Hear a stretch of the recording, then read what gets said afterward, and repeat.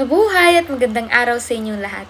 Ngayon naman, tuturuan ko kayo kung paano gumuhit ng isang bote. Kaya tara, simulan na natin. Magsisimula tayo sa pagguhit ng isang hugis parihaba na bahagyang kurbado sa mga gilid.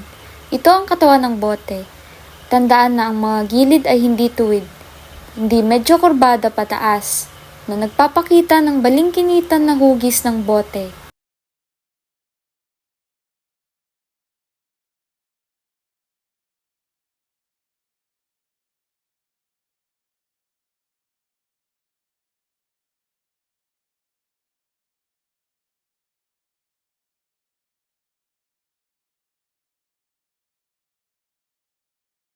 Gumuhit ng oval na nasa itaas ng bote. Siguraduhin itong nakagitna sa ibabaw ng parihaba. Ikonekta ang mga gilid ng mga bilog gamit ang kurbadong linya. Gumawa ng mga pahabang linya sa loob ng katawan ng bote. Iba-iba ang kapal at haba ng mga linyang ito upang magmukha ang epekto ng shading at reflections. Gamit ang parehong estilo ng pahabang linya para sa leeg ng bote at base. Huwag kalimutang maglagay ng linya para tagpuan sa taas ng bote.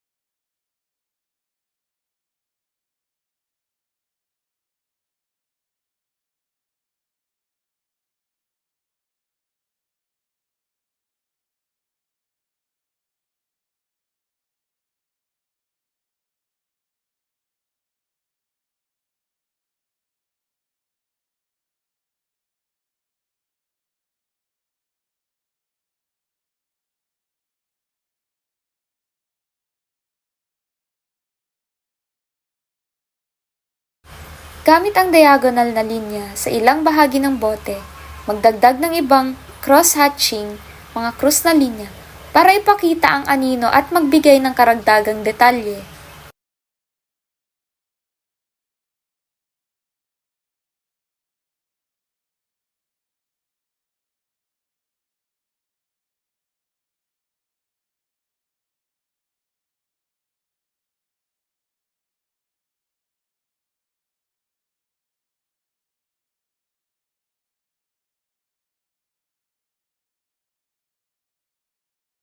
Para sa final touches, palakasin ang mga pangunahing linya ng bote upang mas maging malinaw ang hugis.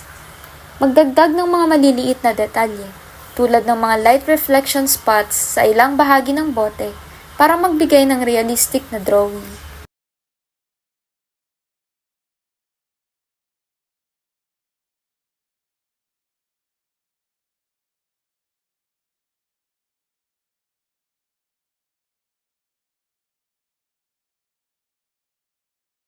Kung may kinakailangan, pwede kayong magdagdag pa ng mga ibang detalye at gumamit kayo ng eraser upang tanggalin ito at linisin ang drawing.